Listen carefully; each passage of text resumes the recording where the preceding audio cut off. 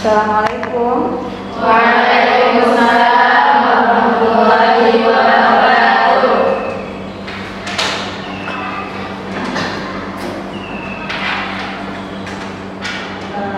Silakan kelas. Ista'inna akrimna. Assalamualaikum warahmatullahi wabarakatuh. Waalaikumsalam warahmatullahi wabarakatuh. Ya, sebelum kita mulai pelajarannya, seperti biasa kita harus bacakan dulu surah Al-Mu'min. Kita baca surah An-Nahl ya. An-Nahl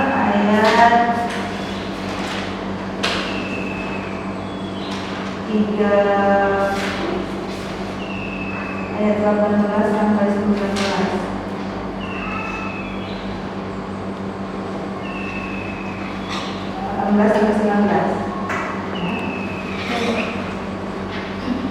أعوذ بالله من الشيطان الرجيم. بسم الله الرحمن الرحيم. حتى إذا أتوا على واد النمل قالت نملة يا أيها النمل ادخلوا مساكنكم لا يحطمنكم سليمان وجوده وهم لا يشعرون. فتبسم ضاحكا من قولها وقال رب أوزعني أن أشكر نعمتك التي أنعمت علي وعلى والدي وأن أعمل صالحا ترضاه وأدخلني برحمتك في عبادك الصالحين.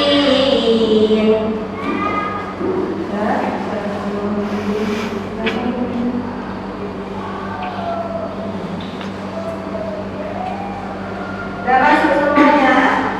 Amin. Dan dulu ya. Anissa Nurul Azmi,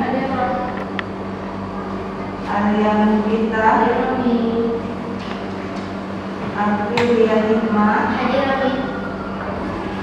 Farisa Aulia.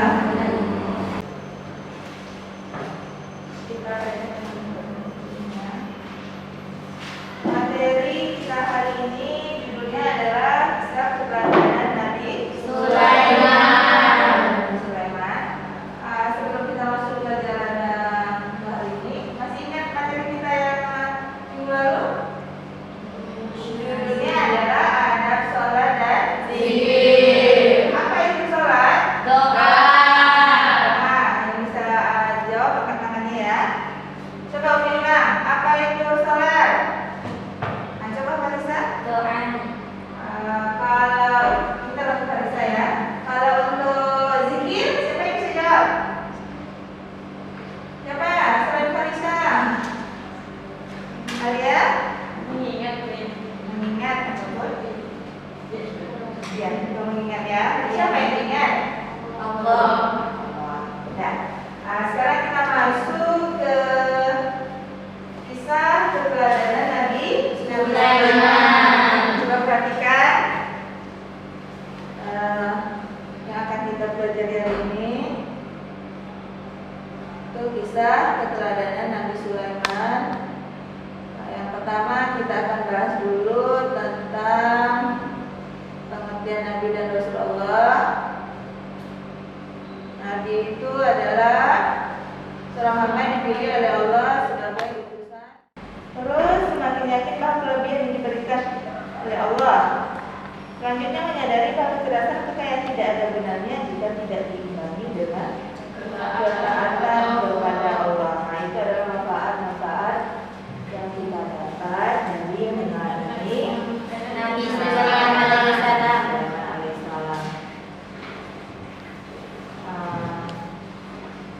Untuk selanjutnya bisa dipahami benar? Insyaallah.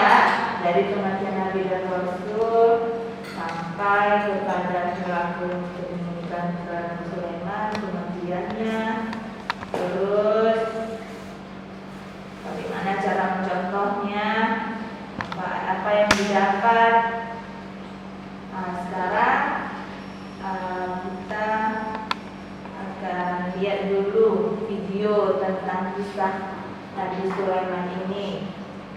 Nanti Umi akan bentuk kalian menjadi 3 kelompok. Satu kelompok jumlahnya 10 orang, satu kelompok jumlah berarti ada 1 kelompok ya, 4 orang. Sekarang coba duduk berdasarkan kelompok yang masing-masing. Sekarang tempat duduk aja ya. Ini kelompok 1, kelompok 2, dan kelompok 3. Jadi kalian perhatikan videonya.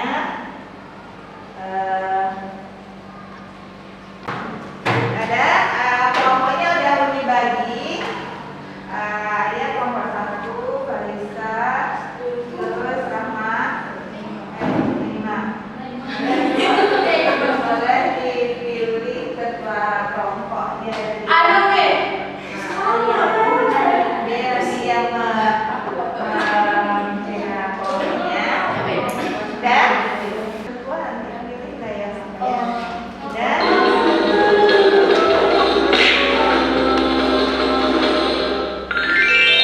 Kisah Nabi Sulaiman alaihi salam. Kisah ini disebutkan dalam Al-Quran, surat An-Naml ayat 16 hingga 44. Kita selalu bersyukur atas karunia yang diberikan Allah dengan cara mengingatnya. Karena semua yang diberikan Allah kepada kita adalah titipan yang kelak akan dimintai pertanggungjawaban di akhirat. Wallahu a'lam bishawab.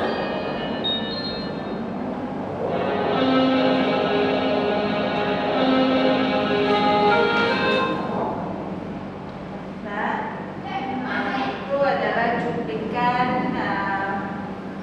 film tentang kisah Nabi Sulaiman. Nah, sekarang dikasih kalian waktu untuk berdiskusi apa pelajaran yang bisa diambil dari kisah Nabi Sulaiman. Selain dari video tadi kan udah menjelaskan juga, ya. Sekarang boleh diskusikan semuanya. Jangan satu orang yang bekerja semuanya ya. Jadi setelah saya dikasih waktu 10 sampai 15 menit untuk mendiskusikan ini. Setelah kalian diskusikan bersama, kalian disuruh presentasikannya per kelompok ke depan kelas. Tadi pahami ya Naomi? Silakan dimulai diskusinya. Diskusi di tempat yang masing-masing saja di selanjutnya. Jadi kesimpulan apa yang bisa didapat, pelajarannya, hikmahnya, bagaimana cara mencontoh. Ada juga ya.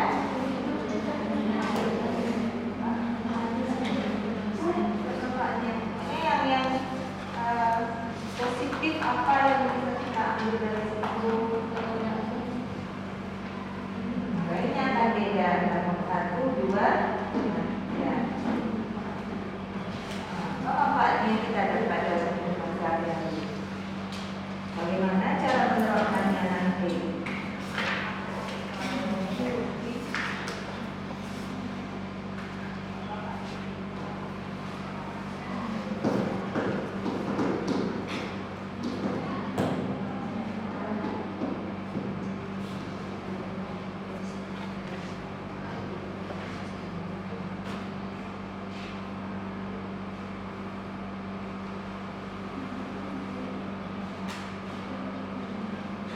Ditulis di buku latihannya satu kelompok cukup 1 aja.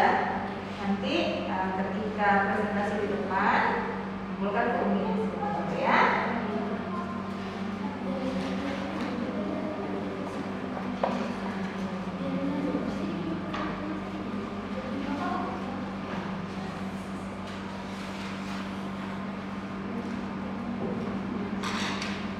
Apa saja yang bisa kalian pelajari itu dari semuanya, bagaimana cara mencontohnya, manfaat apa yang didapat, terus bagaimana cara kita menerapkannya dalam kehidupan sehari-hari.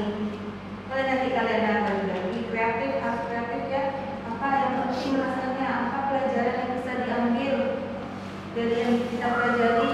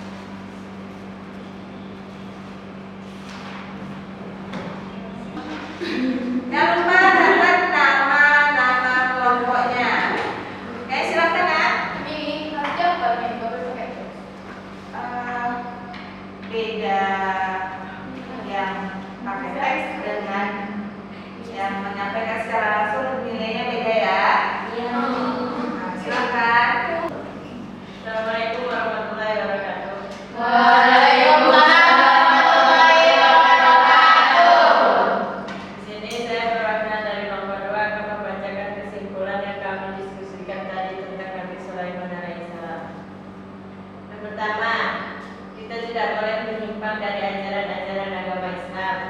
Yang kedua, kita juga harus berusaha menjadi bijaksana terhadap siapa saja. Yang ketiga, kita juga harus bersyukur atas nikmat yang Allah berikan dan tidak boleh sombong. Yang keempat, kita juga harus menyayangi sesama makhluk hidup dan hidup rukun bersama. Sedangkan manfaatnya, kita dapat menumbuhkan rasa kasih sayang antar sesama makhluk, menjadikan kita lebih beriman kepada kekuasaan Allah, menjadikan kita lebih meningkatkan takwa. Lalu yang terakhir, cara menerapkan sikap beribadah dengan khusyuk kepada Allah. Ingat bahwa kenikmatan hanyalah sementara. Menolong teman yang sedang kesusahan, dan yang terakhir dalam bersikap sombong terhadap sesama. Itulah kesimpulan yang kami diskusikan, yang kami ambil dari sikap Nabi Sulaiman tadi. Assalamualaikum warahmatullahi wabarakatuh. Waalaikumsalam warahmatullahi wabarakatuh. Kasih tepuk tangan untuk Allah.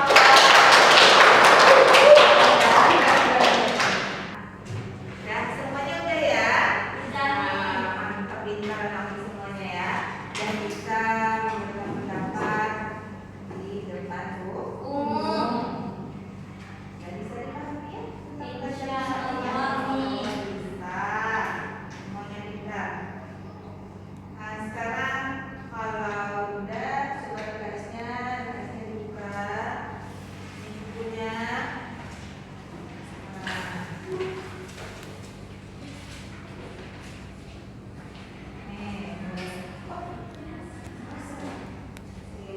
Wahai penasihat baca, siapa yang bisa mengubah hal ini seperti sungai di bawahnya?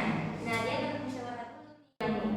Nah, itu tadi yang paling masya Allahnya nih, Nabi Sulaiman itu bisa mengajak Ratu Balkis tanpa pemaksaan nih, sehingga Ratu Balkis itu merasa sentuh hatinya akan kehebatan kekuasaan Allah nih. Pintar untuk Falisa. Nah, itu adalah kesimpulan yang bisa diambil oleh Falisa. Yang lain bisa dipahami itu, nak? Alhamdulillah. Untuk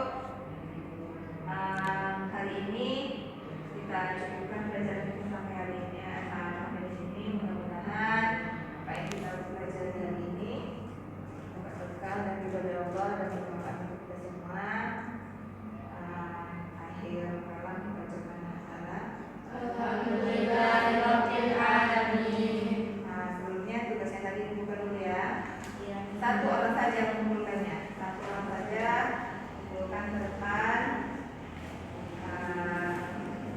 Bukan meja Umi.